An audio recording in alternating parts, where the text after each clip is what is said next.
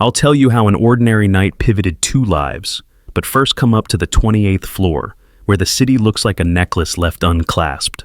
Noelle Rivera wipes a last pale swirl from a marble tile until it shines, drops the rag into the caddy, and listens to the hush that follows closing. She is 22, hopeful enough to think a good heart might be enough. And tonight, she has exactly $11. In the staff locker room, a metal door sighs, and there waits Janelle's copper dress, smooth on a hanger like a promise. A folded note says in block ink, "You'll glow." Noelle pins her hair, dusts the day from her cheeks, and meets a version of herself the mirrors rarely reveal: steady eyes, small hoops, courage practicing in secret. The elevator lets her into February air that lifts the hem of her coat. River North hums, iron and glass, distant trumpet. Copper Finch sits on a corner of warm light and brass railings, a door swinging with the rhythm of a late set. "Table for 2, she tells the host, gives a name, follows his measured steps to a window washed in river shine. 8 o'clock lands like a metronome click. Noelle straightens the fork and knife the way training videos taught her, though guests aren't supposed to know. She checks the time again. Maybe he's parking. Maybe he's buying flowers. Maybe he's practicing her last name so he won't stumble when he says it. Outside, a tour boat drifts, string lights stitched to the dark. A server appears with a smile calibrated to the inch. "Anything to start?" "Water is fine," she says, and rests her hands in her lap so they stop telling on her. The phone stays quiet. $11 can still afford grace, she thinks, and grace sometimes looks like waiting. Minutes pass like postcards, one for each table. The couple with the quiet argument and the plated truce. The friends whose laughter doesn't need punchlines. The silver-haired woman ordering a single oyster as if summoning the ocean. Noelle watches, hungry for the life that happens when someone's hand finds yours, simply because it's there. Another server checks in, gentle as a lighthouse. "Would you like to see the menu while you wait?" She thanks him and says she will in a minute. Her phone lights, only an app reminding her to drink water. She breathes in for 4, out for 6, remembering Janelle's 2-minute class in the staff kitchen. Shoulders back, chin easy, you are not asking to be loved. You are arriving. 8:15. The band leans into a standard that feels like stepping off a curb and landing softly. Noelle rehearses the first line she'll say when Liam arrives. "Hello" sounds small. "Good evening" sounds borrowed. She settles on honest, "Hi, I'm glad you made it." A candle sputters and recovers. Condensation rings the glass like a moon she can move with one finger. Her message thread remains a clear sky. She refuses to teach her hope to sprint. 8:27. 10 more minutes, she tells herself. 10 feels merciful. She thinks of her mother in Pilsen, the heat bill due, the apron she'll tie at dawn. She lets herself picture the little bakery she never names aloud, a room where cinnamon and stories braid together, where a bell rings when kids push the door. 8:32. The phone trembles the cloth like a small earthquake. For one breath, the future arrives dressed in possibility. Noelle unlocks the screen. 4 words measure far more than their length. Plans changed, so sorry. No punctuation, no explanation, not even her name. The room doesn't change, but it seems to lean in. The trumpet holds a thin metallic note. Noelle nods to the idea that kindness can still be her language even when she has to speak it alone. The server refills her glass with a care that nearly undoes her. She thanks him as if gratitude could be armor. She could leave. She could laugh it off and call it weather. Instead, she lets the moment sit beside her like a stranger on a bench, uninvited, acknowledged. She turns the phone face down. She is not a billboard for anyone's indifference. She is a person who came on time. Across the room, a man in a charcoal suit closes a folder he hasn't read for 5 minutes. He meant to spend the hour inside numbers that click if you push long enough. But the mirror behind the bar has been telling him another story. A young woman in a copper dress trying to take up as little space as possible while also being brave. He knows her, not as a patron, but as a quiet constant in a home that devours hours. The recognition lands. Noelle. He stands. He tells the bartender he'll be right back. He crosses the soft distance between the lonely and the seen. Noelle notices the shadow before she lifts her eyes. The man stops at the edge of the table and leaves a respectful space. His voice is warm and careful. "Evening. Would you mind if I sit for a moment?" For a heartbeat, she only hears the river.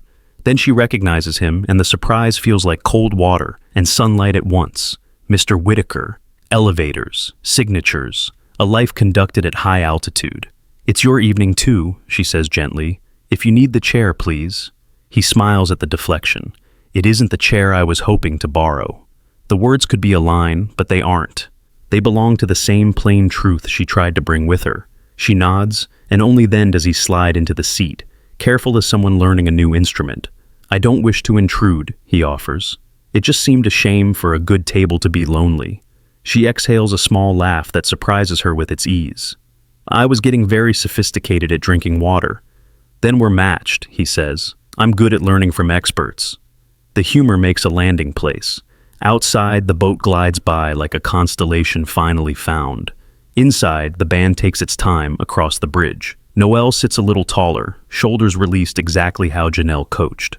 "What brings you here alone?" she asks, testing steadiness. "An hour that changed shape," he says, "and let silence do the rest." "And you?" "A promise to myself," she answers, "to show up." No speech follows about people who don't deserve her, no lecture on courtesy, just the shared understanding that sometimes the hardest mile is the one that passes through the door with your name on the reservation. The server returns. "Can I bring you something more?" "Could we share an appetizer?" the man asks, glancing to Noelle and waiting. She nods, grateful for the choice offered, not made. "Something small," she says, "that thinks it's grand."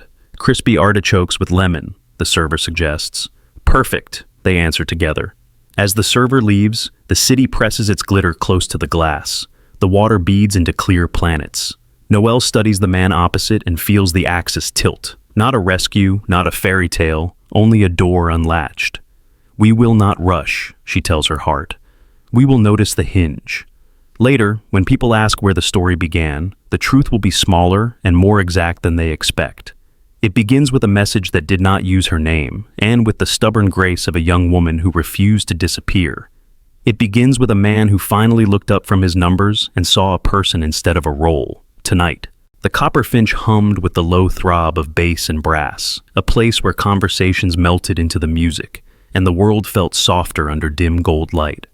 At the far end of the bar, a man sat alone, posture disciplined, even in solitude. Graham Whitaker, 38 years old, tailored even in casual clothes, the kind of man whose silence cost more than most people's rent. He wasn't supposed to be there. His dinner meeting with investors from Oslo had been canceled an hour ago, the text arriving mid-traffic like a reprieve and a punishment. So, he'd come here instead, to a restaurant his company partially funded years ago, to read over projections for a clean energy acquisition that could reshape his entire portfolio.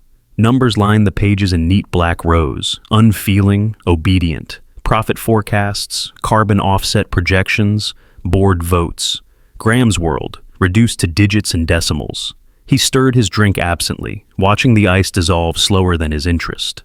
Then something flickered in the copper mirror behind the bar, a silhouette, a shift of light and color. His eyes lifted out of habit, not curiosity, and locked on a familiar face across the room. It took him a moment to place her. The woman in the bronze dress didn't belong to any of his circles. Not a partner's wife, not a publicist, not an acquaintance from one of the foundation events. But there was something in the tilt of her head, the way her hands folded in her lap. Recognition came like a small electric shock. Noelle Rivera, his housekeeper. For 4 years she had moved quietly through the marble and glass of his penthouse, changing linens, scrubbing kitchens, arranging things he barely noticed. She spoke little, smiled politely, and left no trace except the faint smell of lemon oil. To Graham, she had always been part of the function, reliable, precise, invisible. But here she was, seated by the window, a single candle flickering between her and the empty chair across from her. The copper fabric of her dress caught the light each time she shifted. She looked different. Not the uniformed worker he passed in the hallways, but a woman with posture, presence, and quiet vulnerability. He saw her check her phone, then again, each time a little slower, her hope thinning with every glance. He shouldn't have been watching. It was none of his business. Yet the more he tried to return to his papers, the less the numbers made sense. The mirror drew him back again and again, her waiting, her stillness, the subtle tremor in her hand when she touched the edge of her water glass. When the message finally came, Graham saw it land. The light from her phone reflected in her eyes, and then, Something inside her seemed to fold in on itself. Her shoulders lowered, her lips pressed tight. She wasn't crying, not yet, but she was unraveling quietly, in a room full of laughter that didn't notice. He read people for a living, investors, executives, rivals, but this was different. There was no performance, no mask, just pain trying not to embarrass itself. A cold guilt pressed through his chest.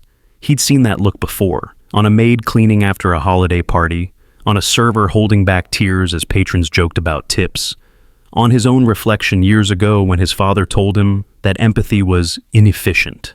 He set his pen down. The thought arrived without ceremony. You've lived 4 years under the same roof as her and never once asked who she is. The pages in front of him blurred. Words like renewables and market expansion seemed absurd beside the image of the young woman by the window who couldn't afford to lose her composure. He caught the bartender's eye. "Another old-fashioned?" the man asked. "Later," Graham said. "Keep the tab open." He took a breath, half a decision, and looked back once more. Noelle was reaching for her purse now, moving with that careful grace of someone trying to disappear before the room realized she'd been fooled. Her head lowered, chin almost to her chest, as if she could vanish between heartbeats.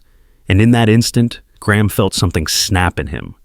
A quiet, precise sound, like a thread breaking after being pulled too tight. For years, he had trained himself to be courteous without connection, generous without intimacy. It made leadership simple, relationships clean.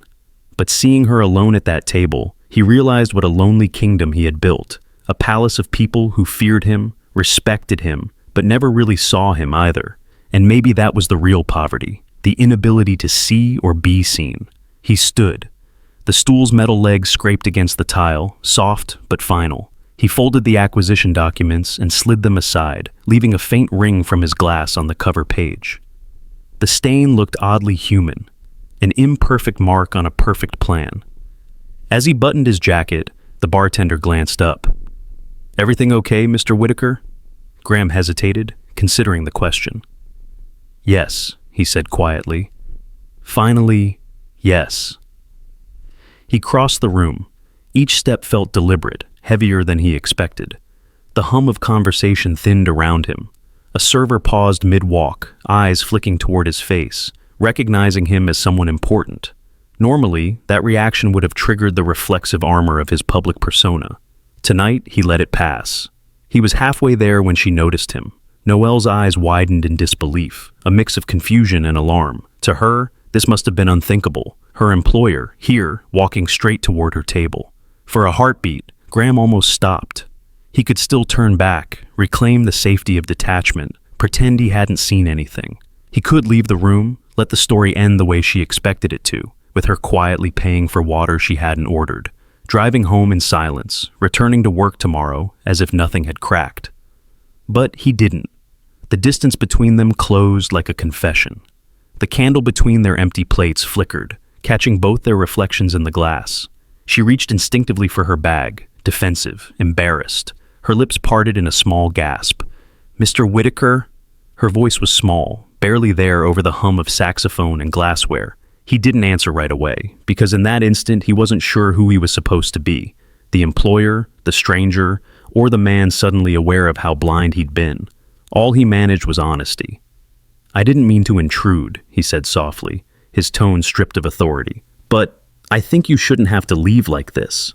Noelle blinked, confusion deepening. "Sir, I was just..."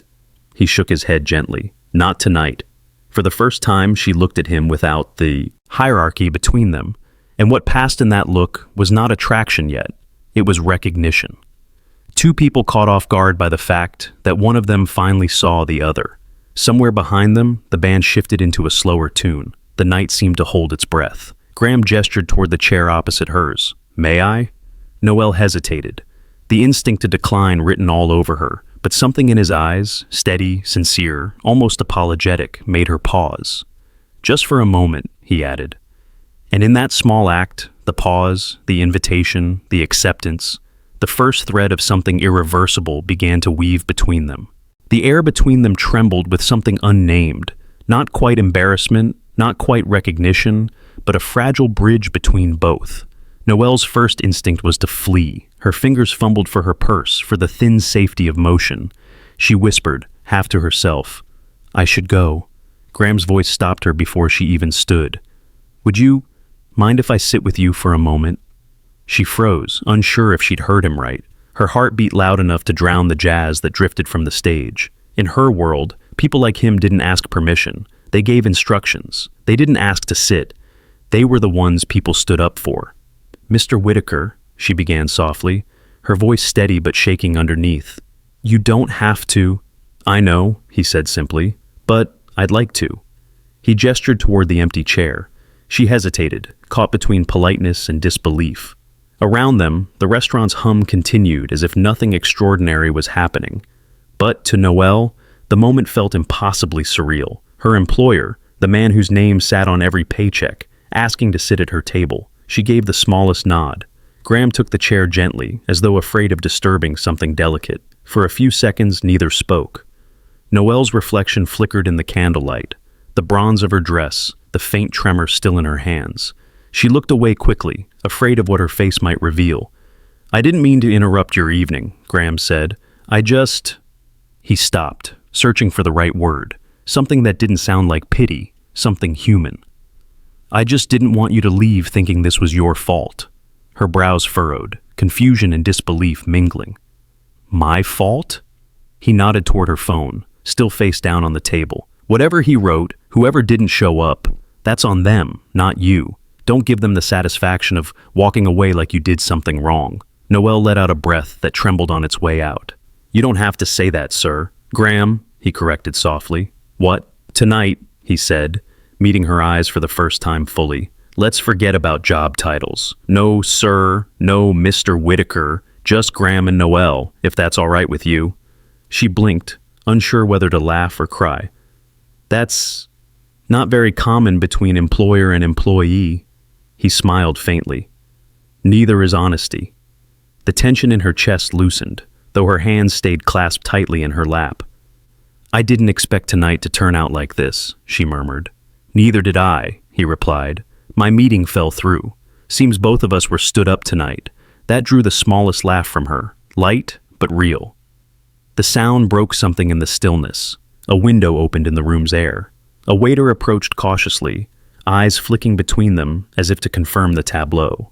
Graham's presence carried quiet gravity. Staff always noticed him, even when he tried to blend in. "Would you like to order, sir?" Graham glanced at Noelle, deferring to her. "What would you recommend?"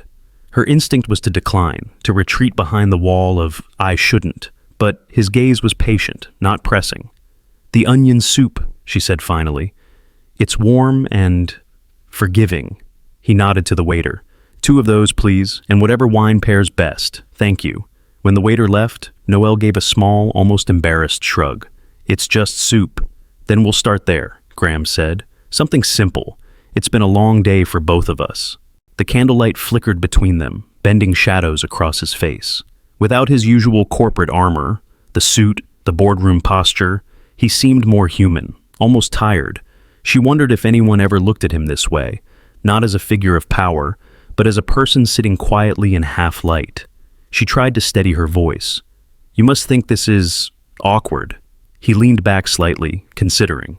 "It is," he admitted, "but maybe not in a bad way. Awkward just means 2 people care enough to notice the silence." Noelle smiled despite herself. "That's a very poetic way of saying we're both uncomfortable." "I'll take poetic," he said. "It's rarer than sincerity these days." The waiter returned with 2 steaming bowls of French onion soup, the kind that carried warmth straight into the ribs. The smell of caramelized onions and broth filled the space between them. For a while, neither spoke. They just ate, cautiously at first, then more naturally. The rhythm of spoon and bowl became conversation enough. When Graham finally set his spoon down, he said quietly, "Do you always eat this fast?" Noelle wiped her mouth, flustered. "Old habit. Working double shifts teaches you to finish before someone calls you back." He nodded, gaze thoughtful. "You've been working at my place for what? 4 years? 4.5. And in all that time, I never asked you much about yourself, did I?" She looked at him across the flickering flame, the question heavier than he intended. "You didn't have to," she said gently. "You were busy being you." "That's not a compliment," he said, half smiling. It's not an insult either, she replied. Just the truth. He nodded slowly. You're right. I was busy. Too busy to see the people who actually keep my world from falling apart. Something in his tone, not guilt, but realization, made her look up.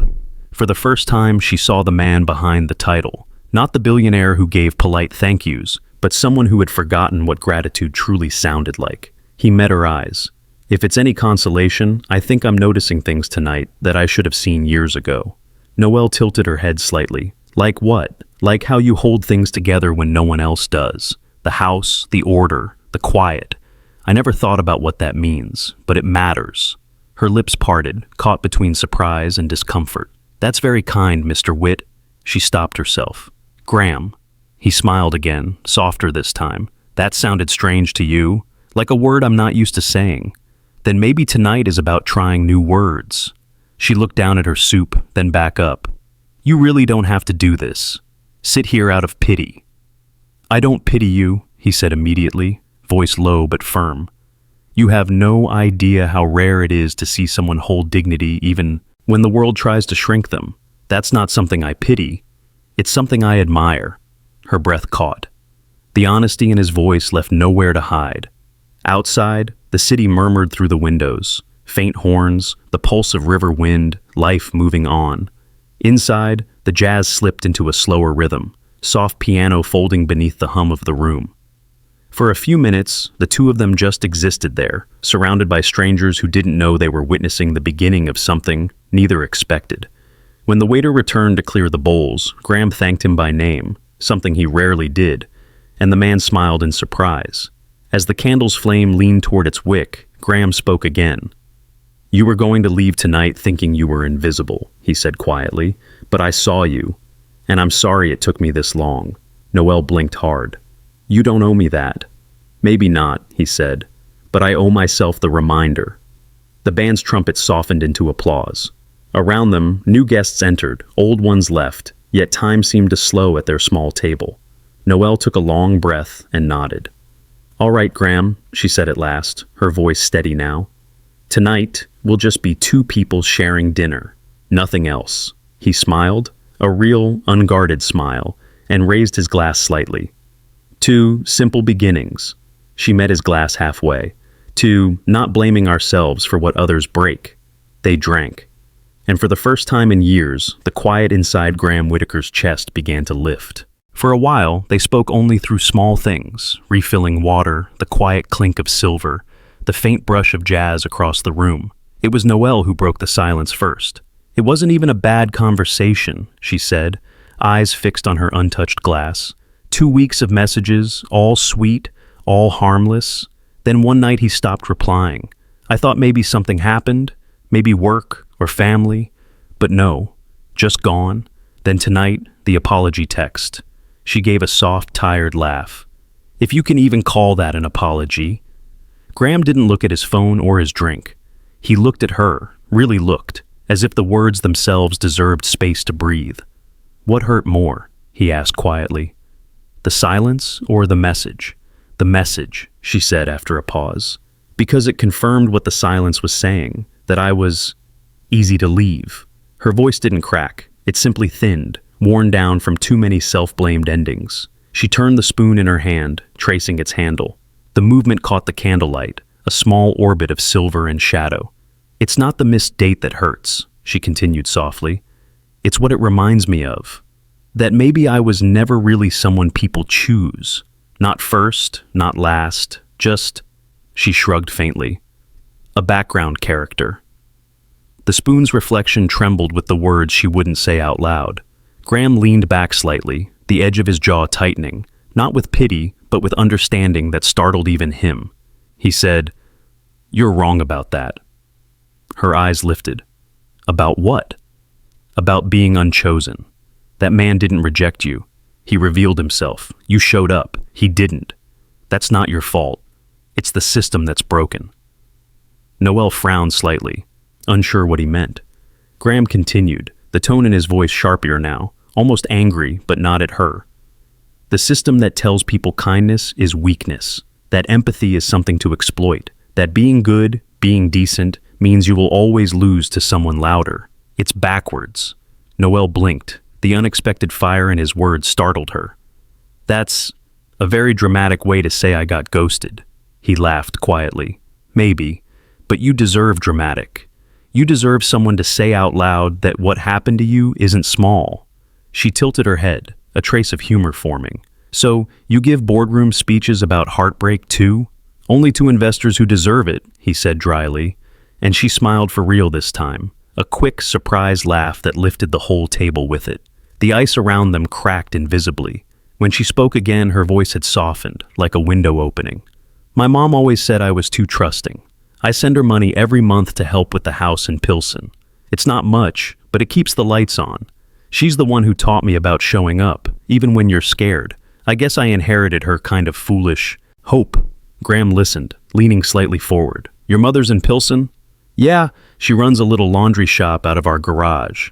Everything smells like soap and sugar cookies. I used to bake beside her when business was slow. She'd fold towels and I'd roll dough. Baking, he repeated, almost tasting the word. Her eyes lit up, the first spark of something unguarded. It's my favorite thing in the world. When I was a kid, I'd steal my mom's measuring cups just to feel like I owned something that made people happy. He smiled, not as an investor or a man with an agenda, but as someone who found joy in her joy. So, why housekeeping instead of pastry school? Because pastry school doesn't pay rent, she said simply. And because life keeps handing me floors to mop instead of ovens to open. The truth in her words landed heavier than he expected. Graham glanced down, tracing the rim of his glass. When I was your age, I thought having everything meant freedom, he said. Turns out, it can be another kind of cage. She looked at him curiously. What kind of cage? The polished kind, he said. The kind with mirrors and perfect lighting. My parents believed in appearances. My father measured success by the weight of silence at the dinner table. My mother arranged flowers no one was allowed to touch. We didn't talk about dreams. We talked about outcomes. Her voice softened. They never asked what you wanted? He shook his head. No one ever did. They asked what I could deliver. The Whitaker legacy, the brand, the image. No one ever said, "What do you want, Graham?" It took me 30 years to realize I didn't know how to answer. Noelle rested her chin on her hand, eyes narrowing gently in thought. And what would you have said? He paused, then quietly, something that mattered. The words hung there, unpolished, raw. The kind of confession money couldn't dress. She smiled faintly. I think that's what everyone wants in the end. To matter. For a moment, they just looked at each other, sharing the stillness like a secret. The waiter passed behind them with a tray of wine glasses, breaking the spell. Graham cleared his throat, his composure returning but softer now. So, he said, what would you bake if you didn't have to think about bills or time? Her answer came immediately. Guava brioche. Guava, he repeated, amused. Yeah, she said, grinning now. Sweet, messy, unapologetic. My mom says it's impossible to stay sad while kneading dough that smells like summer. He chuckled. She sounds like a wise woman. She is. She's also very good at telling me when I'm being stupid. I imagine she's had practice. She'd say you're too serious, Noelle teased. You have that I schedule my smiles look. Graham raised an eyebrow. Do I? She laughed again, bright, unguarded, honest. You're laughing now, so maybe not. It was small talk, but it wasn't small. Every exchange loosened another layer of formality, the invisible divide between penthouse and paycheck. He watched her as she spoke, realizing how much life she carried into every word. He'd spent years surrounded by eloquence that meant nothing. Now he sat across from truth, wearing a bronze dress. When she caught him watching, she blushed slightly. You're staring. Apologies, he said, but didn't look away. It's just strange how someone can work in your home for years and you never realize who they are. Maybe you weren't looking, she said simply. The words weren't accusatory, only factual. They sank deep. Maybe not, he admitted, but I'm looking now. Silence again, but this time it felt alive, not awkward, not heavy. The jazz band shifted into a slow, smoky tune. Candlelight flickered over her hands as she turned the spoon once more, the silver catching his reflection. He smiled then. Not the kind he'd rehearsed for cameras or quarterly reports, but one that began somewhere in the chest and worked its way up, hesitant. real. Noelle saw it and returned it, a shy mirror of warmth. For the first time that night, laughter replaced the ache in both of them. Outside, the Chicago River moved beneath streetlights like liquid brass. Inside, at a corner table meant for strangers, two people who'd never been asked what they wanted began, quietly, to ask each other. The candles had burned low, their light trembling across the table. Neither of them moved, as if the moment itself were too fragile to disturb. Noelle traced the rim of her glass, thinking aloud. You ever imagine what you'd do if money didn't matter? Graham smiled faintly. Every day, you first. She hesitated. I'd open a bakery, not a fancy one, just a small place where people feel at home. Cheap bread, strong coffee, a table where no one eats alone. And after school, I'd teach kids in the neighborhood how to bake. Most of them go home to microwaves, not kitchens. Her voice softened. I think people heal better when they make something with their hands. Graham didn't speak right away. He watched the candlelight slide across her face, saw conviction glow there. That's not a bakery, he said quietly. That's a community. Noelle smiled, shy but proud. Maybe, but rent's insane. Flour's expensive. I keep saving though, every dollar. It's my someday envelope. He chuckled. I like that. A someday envelope. She looked up. What about you? What's your someday? His smile faded into thought. Teaching. History, actually. I wanted to teach modern American history. Show how small acts of courage changed everything. But my father had other plans. Whitakers don't teach, we manage. Noelle tilted her head. You didn't fight it? I thought obedience was the same as love, he said simply. By the time I realized it wasn't, I was too far in. She nodded slowly. Then start smaller. You could teach a class once a week, mentor kids who can't afford college. You don't have to quit your whole life to feed your soul. Her tone was gentle, but her words struck deep. Graham leaned back, considering her. You make it sound simple. It's not simple, she said. It's human. Everyone needs something that fills them, not just something that pays them. For a long moment, they just sat there, the jazz band fading into a slow tune. Outside, the river shimmered like moving glass. Your mom must be proud, Graham said finally. She is, Noelle replied. She runs a laundry shop in Pilsen, smells like soap and cookies all the time. She's the reason I bake, says dough is just hope you can hold. He smiled softly. She sounds like someone worth listening to. She is. You'd like her. She'd tell you to smile more. Graham laughed, a quiet sound that surprised him. I'll take that under advisement. They lingered until the waiter cleared the last plates. When they finally stood, the restaurant was half dark, the night pressing gently against the windows. Outside, the air was colder than either expected. The wind off the river caught the edge of Noelle's coat, tugging it open. Here, Graham said, slipping off his jacket. She shook her head. You'll freeze. I'll survive, he said, draping it over her shoulders.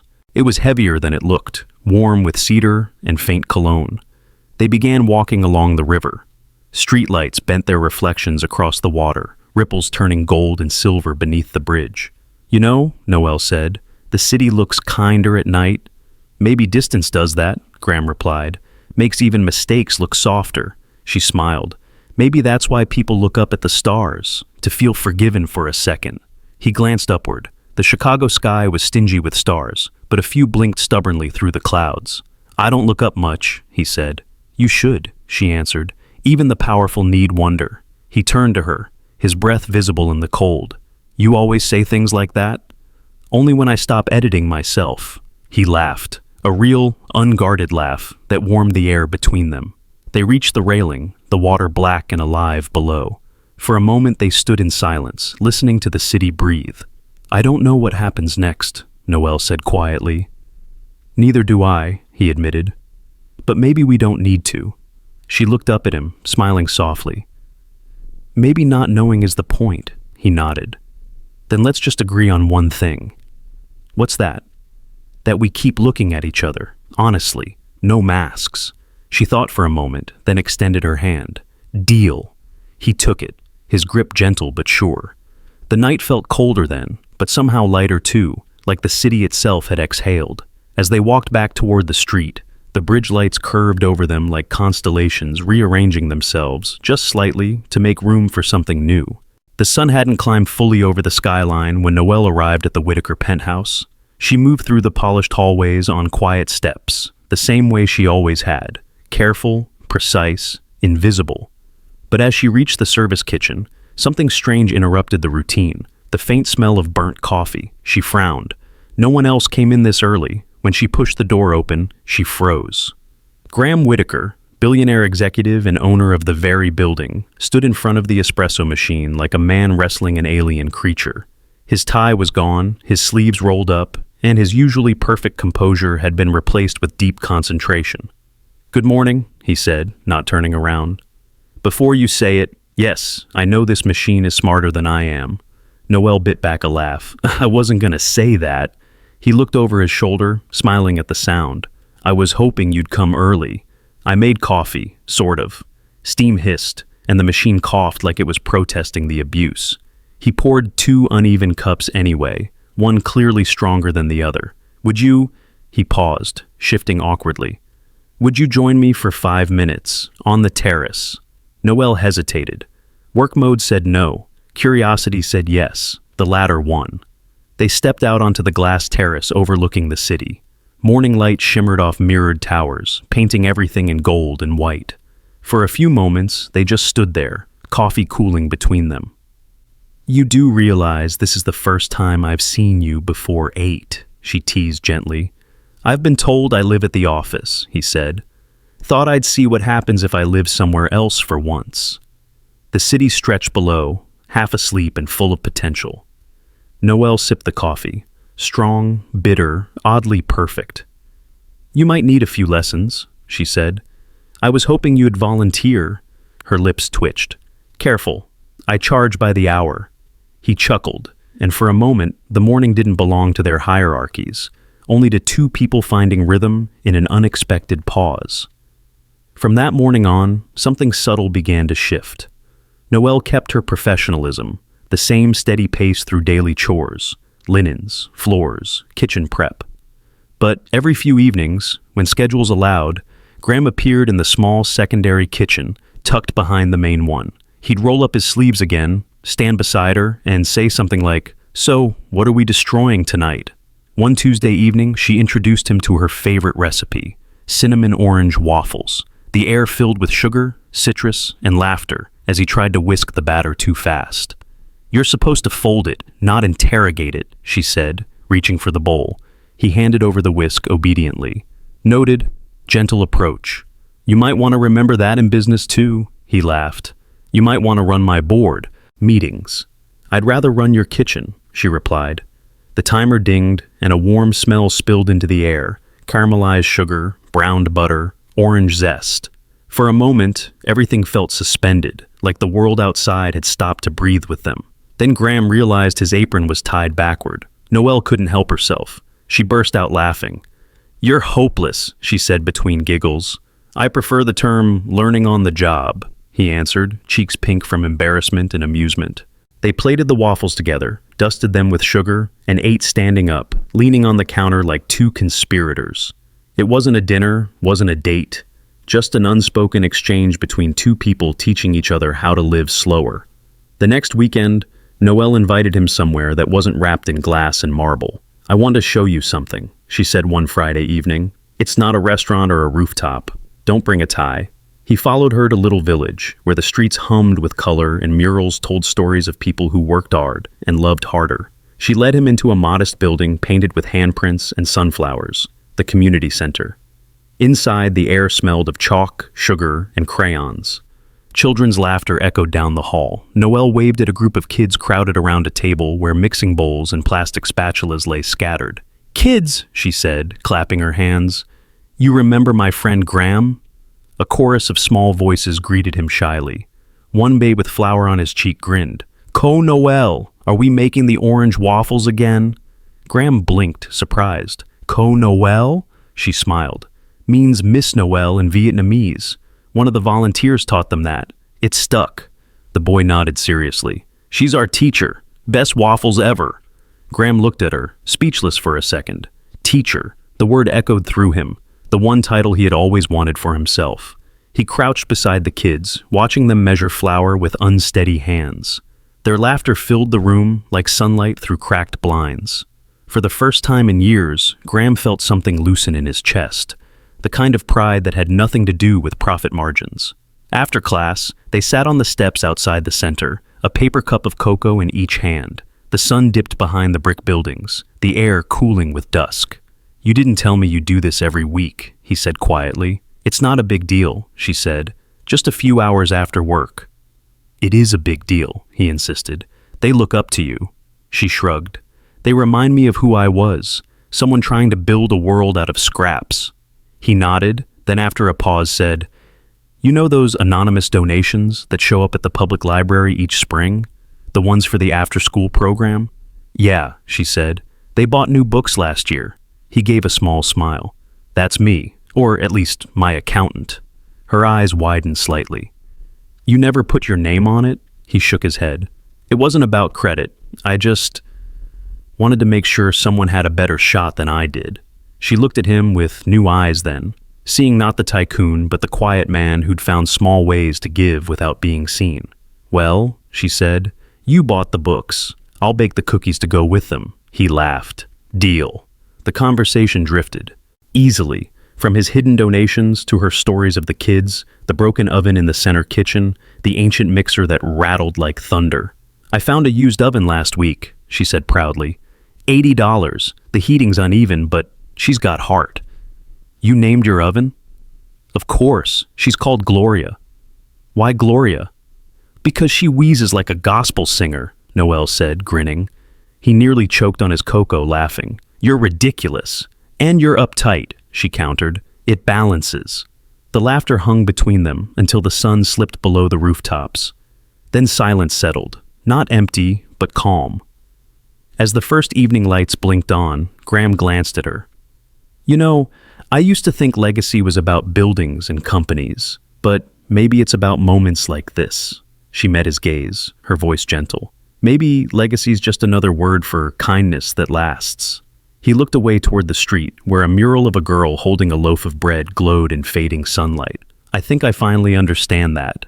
When he turned back, she was smiling, and in that smile, warm, flower-dusted, real, Graham found something that felt more permanent than empire. 6 weeks passed, and Chicago traded its autumn chill for early winter brilliance.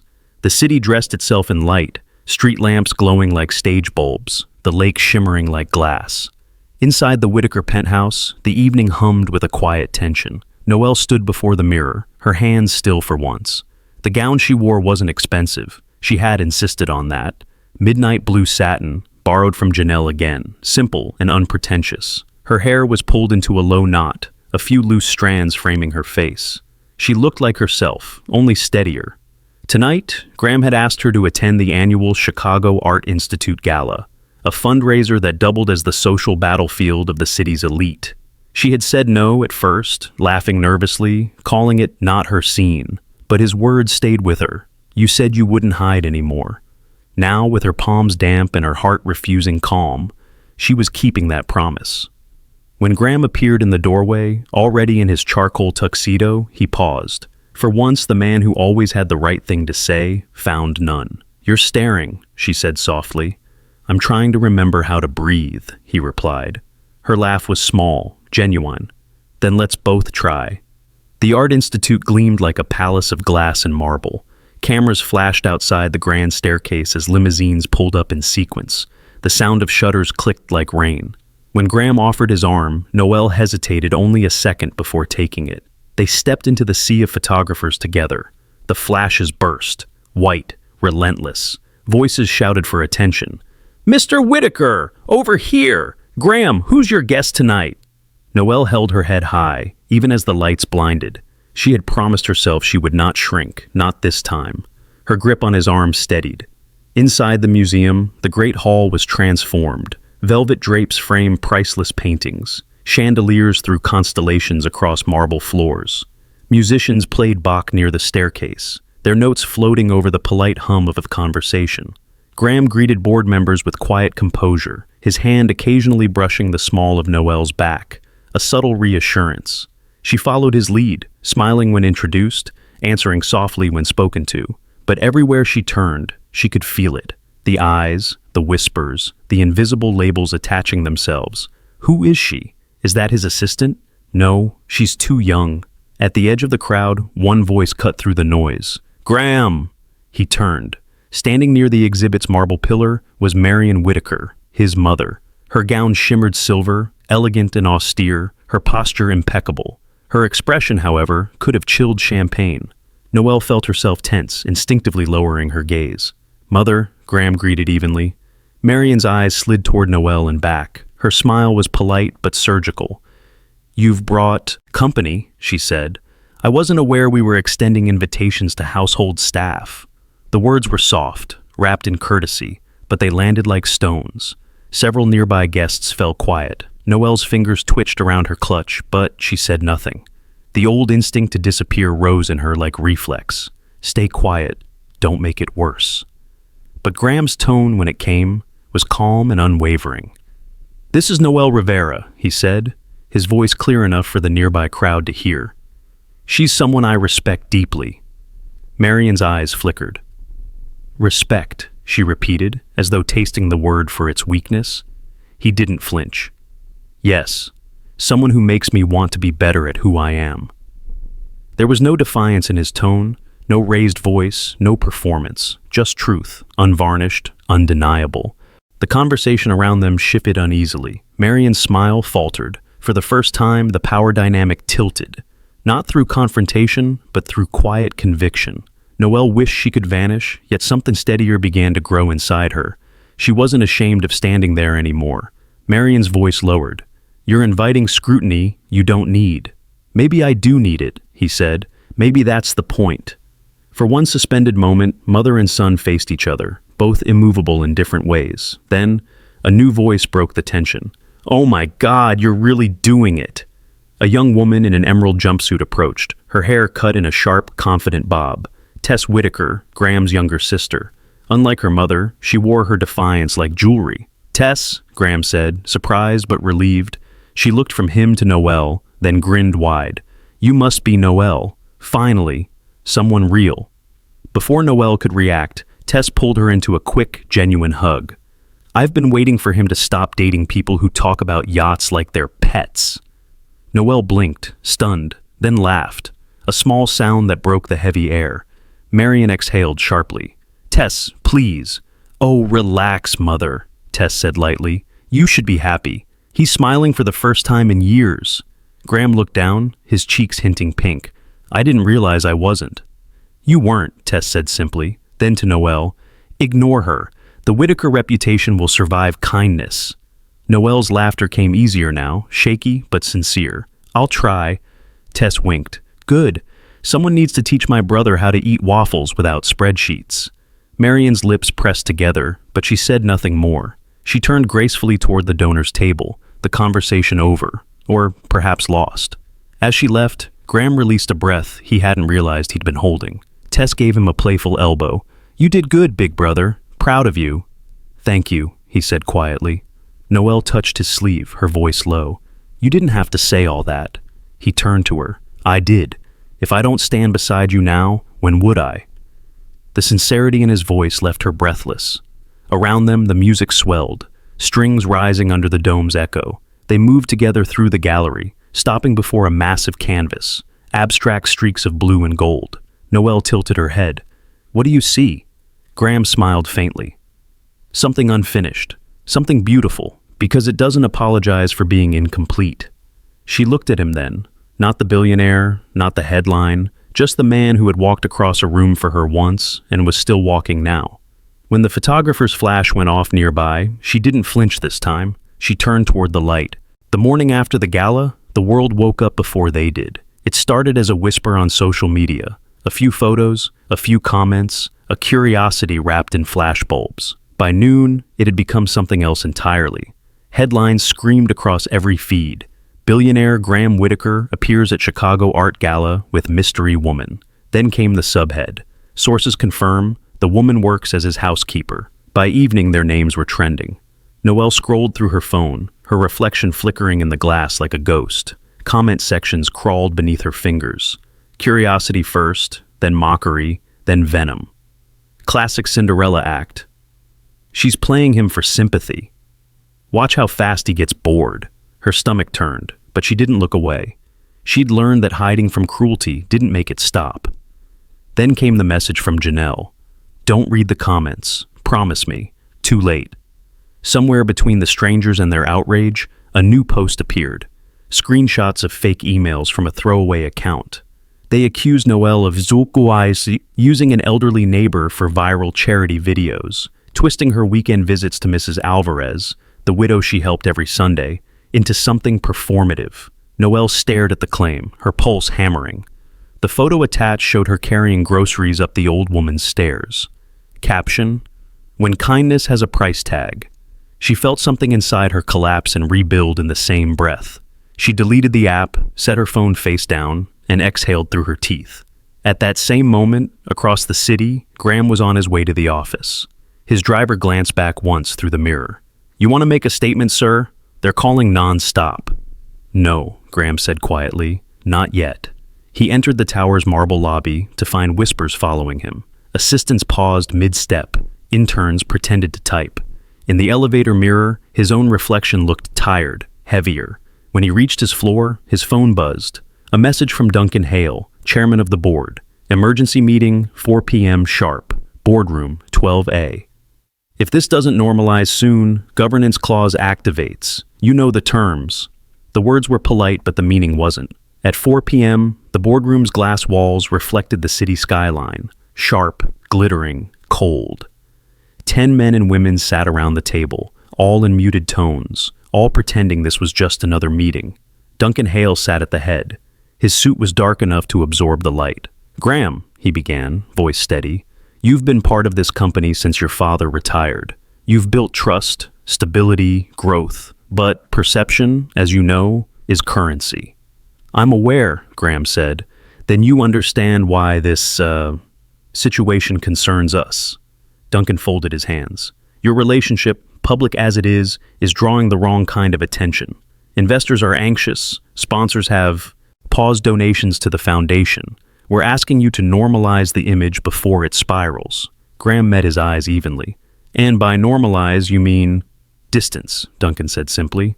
End the public association. Temporarily, at least. A muscle in Graham's jaw moved.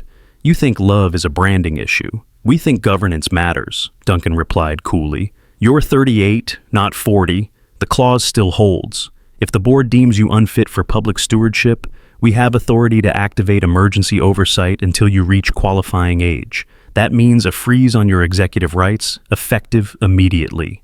The words landed like steel. Graham said nothing. Outside, the city hummed against the glass. Indifferent, electric, alive. Duncan leaned forward. This isn't personal, it's preservation. We're not asking you to sacrifice love, just to understand optics. Optics, Graham repeated softly, the art of pretending. Duncan's smile was professional, empty. Sometimes pretending keeps empires intact. Graham stood, buttoning his jacket. Then maybe empires should learn to survive without illusions. He left before anyone could respond. Meanwhile, Noelle spent her lunch break alone in the staff courtyard behind the penthouse building.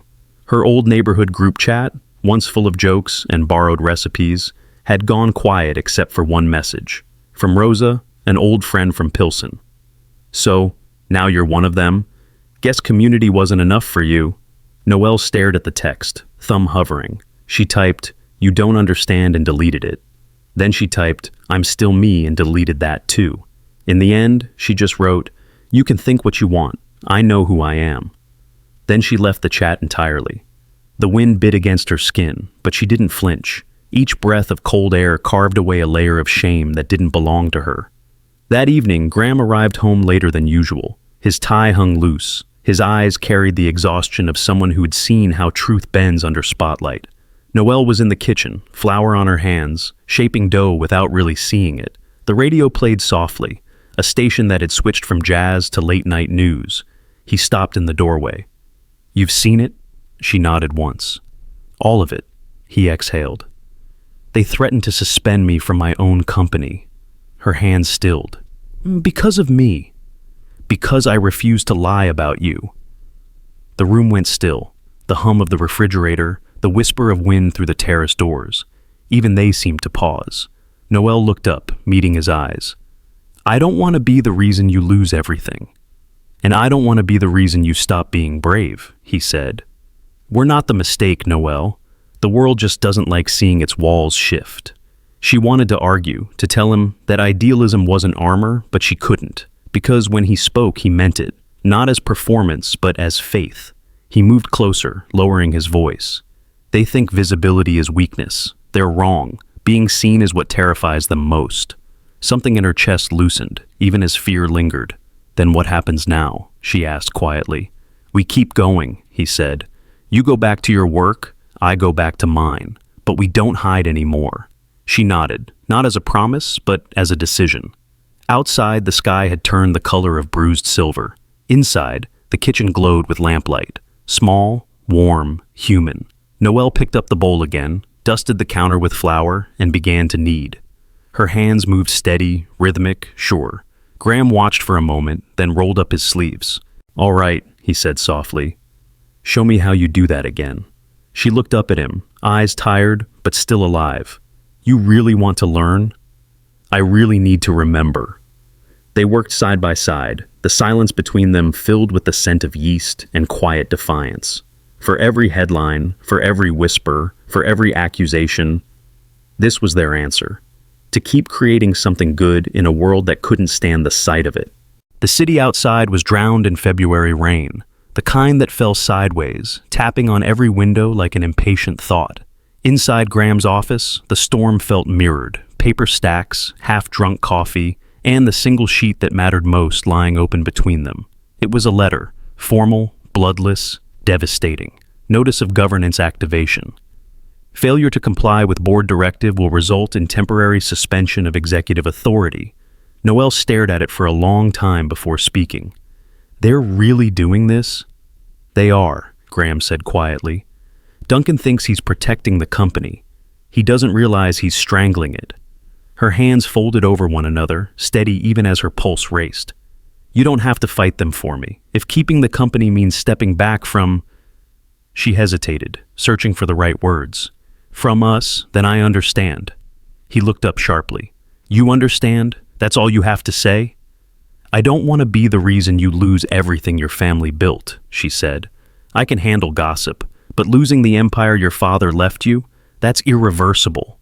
He exhaled, pacing once, twice, then stopped. Noelle, you keep calling it an empire as if it's sacred. It's not. It's a cage that only looks expensive. Still, she said softly, it's yours. He shook his head. No, it owns me. There's a difference. The room fell into a heavy silence. The only sound was the soft patter of rain against glass.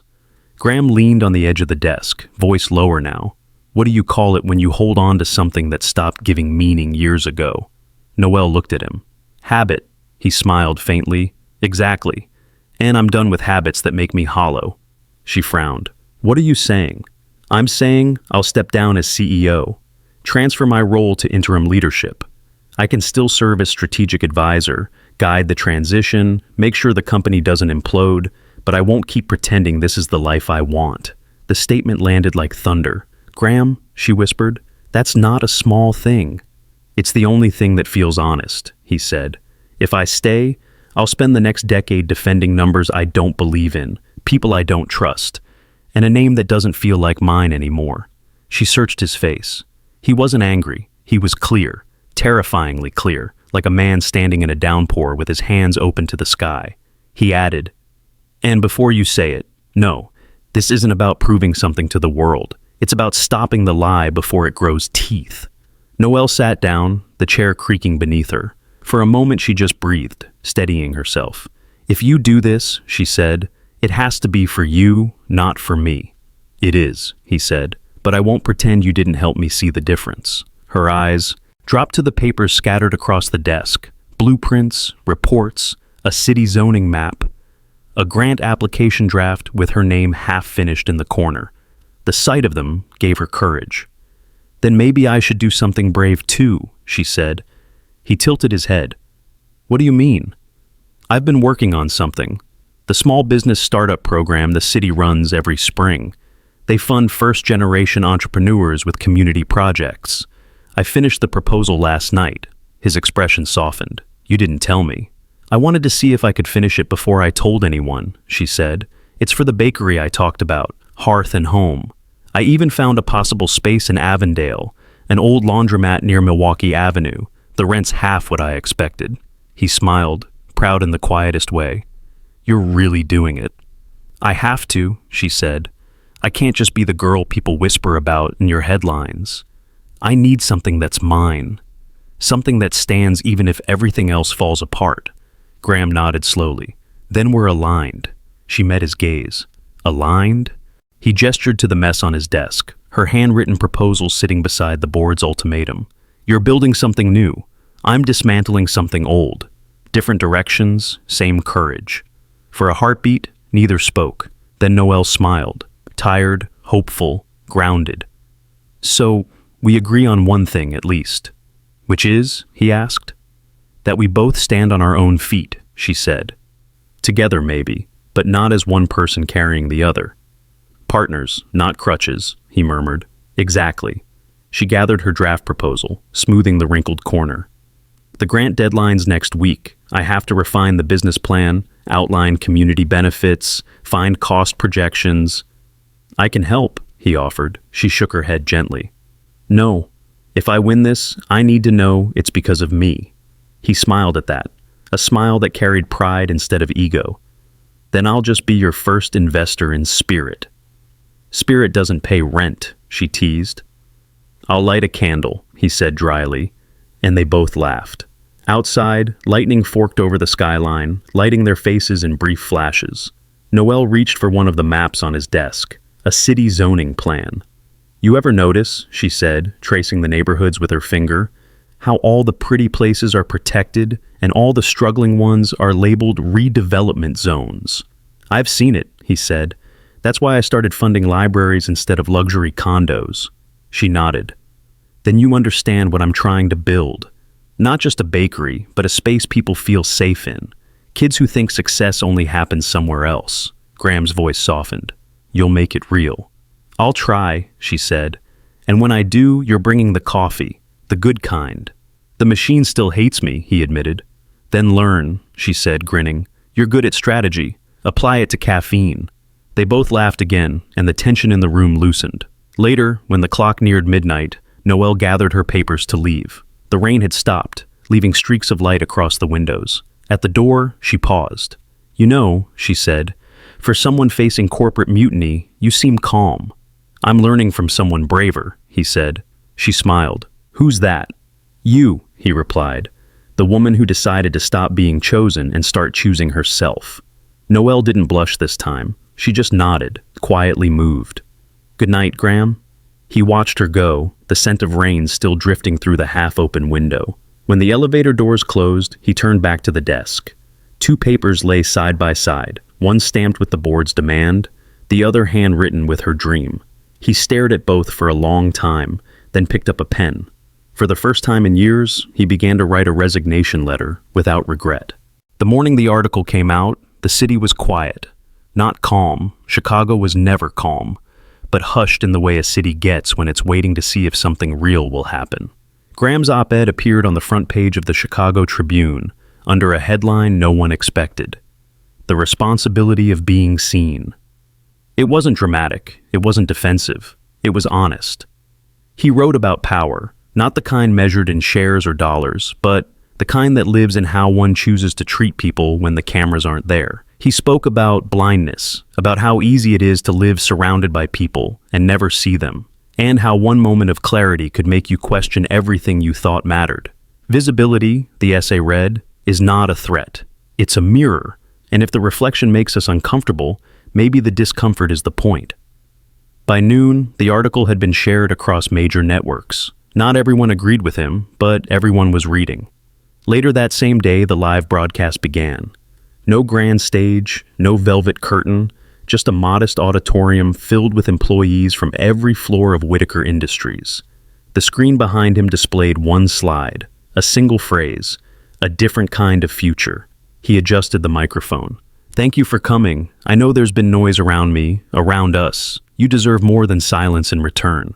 Noelle watched the stream from her small apartment kitchen, her laptop perched beside a mixing bowl of dough. Graham's voice came through the tinny speakers, steady, calm, uncoached. "I want to clarify something," he said. "The rumors aren't wrong. I'm stepping back from the position of CEO, but this isn't an act of surrender. It's an act of alignment." A soft murmur rippled through the audience.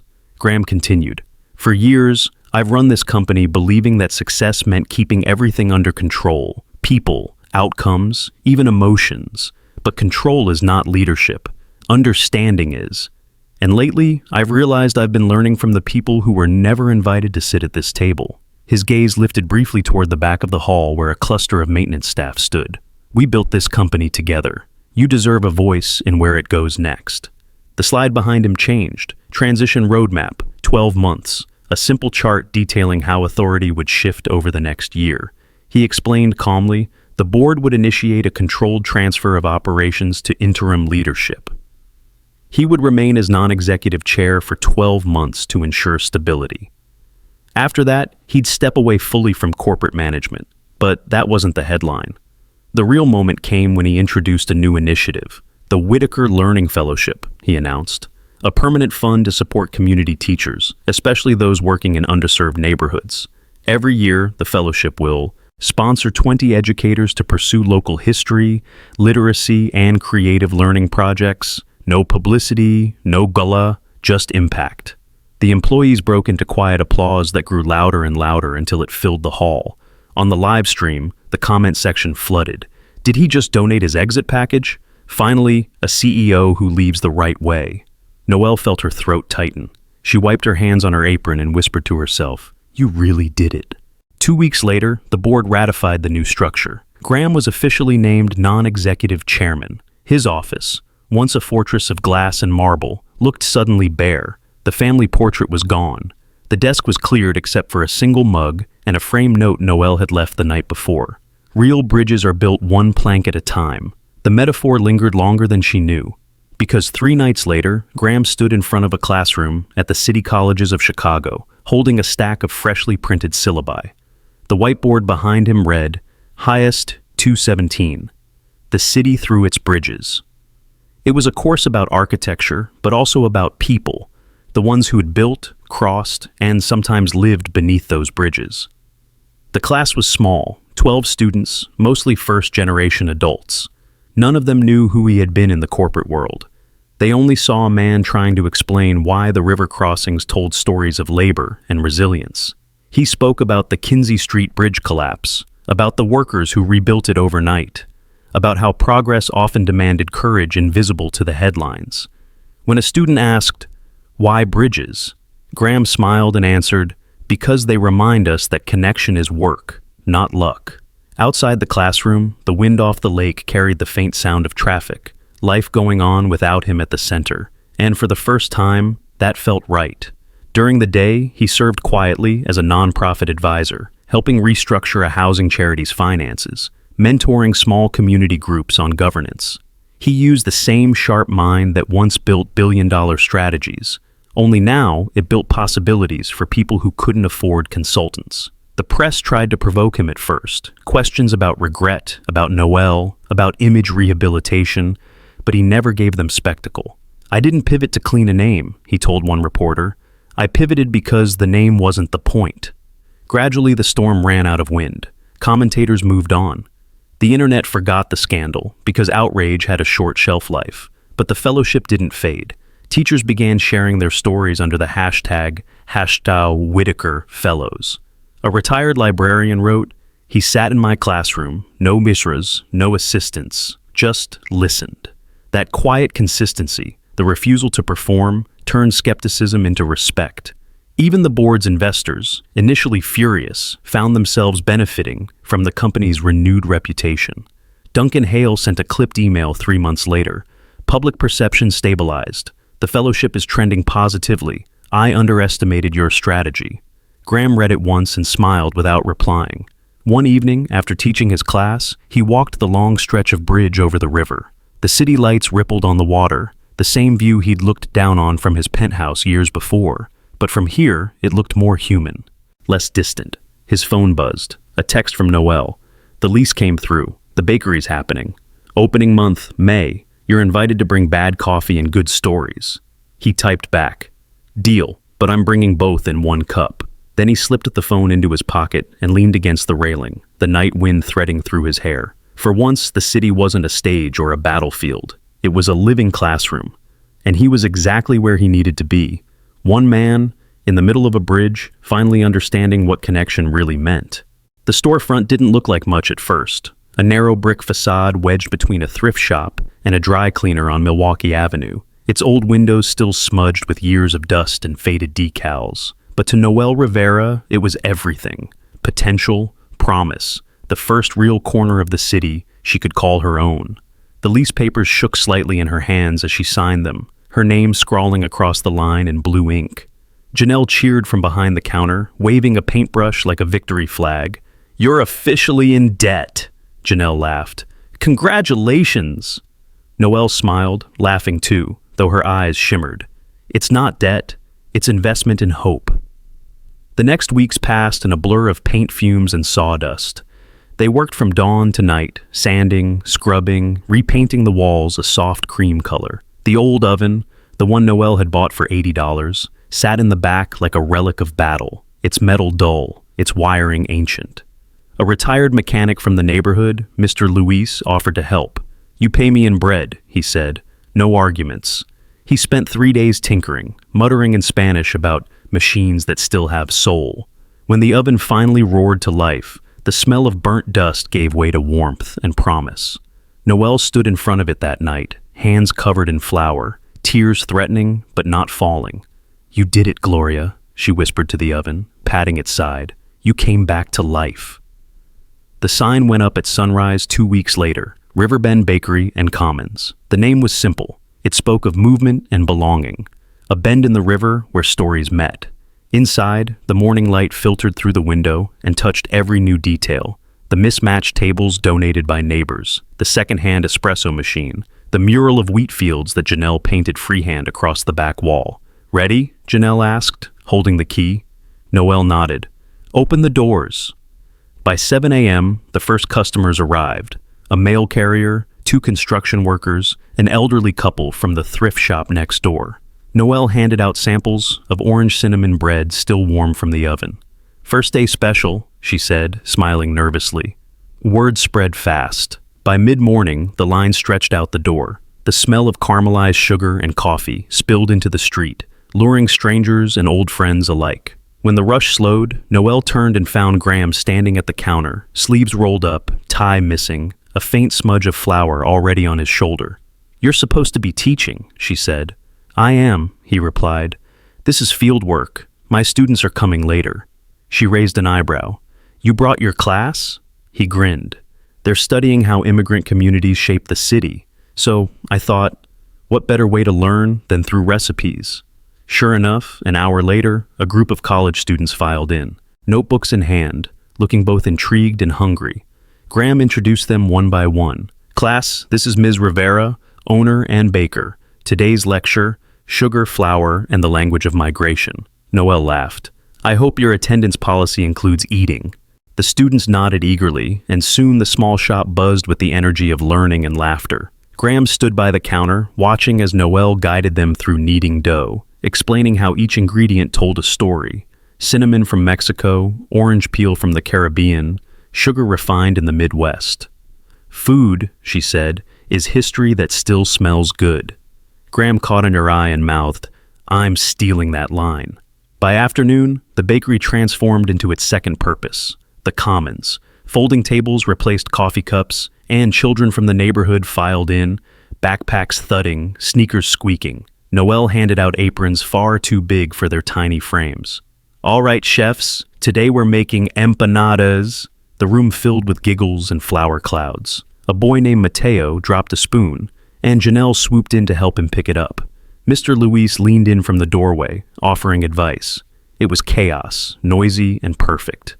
When Graham appeared again that evening, the air smelled of pastry and crayons. He stood back, unnoticed, watching Noelle move through the room, guiding, laughing, wiping little hands clean. She caught him smiling. "You came back. I told you I would. You're covered in chalk dust. My students are enthusiastic," he said, brushing off his jacket. They asked if they could do their next project here, something about documenting immigrant food traditions. "That's not a project," she said. "That's a revolution in carbs." He laughed, helping her stack trays. The light through the windows turned gold, the shop alive with voices. Across town, Tess Whitaker was fighting her own quiet battle. The anonymous email that had accused Noelle months earlier had never sat right with her. Something about its phrasing, the polished grammar, the strategic timing, reeked of orchestration. So she called in a favor from a friend in digital forensics and traced the IP addresses. The results came back within days. The emails originated not from random trolls, but from a PR subcontractor linked to a lobbying group, one secretly funded by two traditionalist members of the Whitaker board. Tess wasted no time. She gathered the documentation, handed it to a lawyer, and watched the dominoes fall. Within a week, the story broke. Anonymous smear campaign tied to corporate insiders. Screenshots of the investigation filled every feed. The narrative flipped overnight. Noelle's name cleared faster than she could comprehend. Reporters tried to reach her for comment, but she simply said, "The truth was always enough. I just had to wait for it to catch up." When Tess called to tell her personally, Noelle was in the middle of kneading dough. "I told you the internet forgets fast," Tess said. "Maybe," Noelle replied, smiling, "but good people remember longer." That evening, Riverbend Bakery glowed under string lights. The sign above the window reflected softly in the glass, a place born from defiance and hope. Graham arrived just before closing, a paper bag of books in his hand. "For your community shelf," he said. "They're about Chicago's old neighborhoods. Thought your students might like them." She placed the bag beside the counter, wiping flour from her cheek. "You really don't know how to stop giving, do you?" He smiled. "Only when it's deserved." The bell over the door jingled as the last family left. Janelle locked up, turning the sign to closed. Noelle leaned against the counter, exhausted but glowing. "It feels strange," she said softly, "to build something that doesn't disappear when people stop looking." He nodded, understanding more than he could say. "That's the thing about real things, Noelle. They stay." Outside, the streetlights blinked awake, and the laughter of children still echoed faintly down the block. Inside, the scent of bread lingered, warm, honest, alive. 6 months after the gala, Chicago had softened again into spring, the kind that smelled faintly of rain and cinnamon, where mornings felt like restarts. Riverbend Bakery was thriving. The walls were filled with laughter, the shelves lined with imperfect loaves that somehow made people feel at home. That morning, Noelle arrived early, expecting to find Janelle prepping dough. Instead, the shop was quiet except for the low hum of the oven. On the counter sat a small wooden box with her name carved into the lid in looping script. She frowned, curious. The lid creaked when she opened it. Inside, wrapped in a linen napkin, was a wooden mixing spoon, handcrafted, the handle polished smooth, engraved with 2 words burned deep into the grain: seen and cherished. Her breath caught. Before she could turn, a voice spoke softly behind her. "I figured you already had enough jewelry," Graham said. She turned, laughing and blinking at the same time. He stood in the doorway, shirt sleeves rolled, flour dusting his shoulders. "Where did you—" "Made it," he said, scratching the back of his neck. "Well, sort of. A friend from my woodworking class helped. I just sanded until it stopped looking like a weapon." Noelle held the spoon in her hands like a fragile relic. "It's beautiful." "Not as beautiful as what you've built here," he said, "but I wanted to make something you could actually use. You told me once love had to show up and work. I thought, maybe it should live in wood too." He stepped closer, a shy, steady smile on his face. "There's one more thing." Before she could ask, he sank down on one knee. The motion startled her so completely, she almost dropped the spoon. "Graham," she whispered, "you're kneeling in flour." "I know," he said, grinning. "Seems appropriate." She laughed through a small gasp, the sound catching in her chest. The early sunlight spilled across the tiled floor, catching on the flour cloud that drifted between them. He reached into his pocket and pulled out a simple ring. Thin silver, a small amber stone glowing like trapped sunrise. "No speeches," he said quietly. "Just this. You taught me that the most meaningful lives aren't the loud ones. They're the ones built brick by brick, loaf by loaf, morning by morning. So," he smiled, eyes soft, "will you keep building with me?" The shop smelled of cinnamon and hope. Her throat tightened. She nodded, whispering, "Yes." Flour rose in a faint swirl as she dropped to her knees and hugged him, the spoons still clutched between them. The wedding was small, the kind you'd miss if you blinked, but remember if you were lucky enough to be there.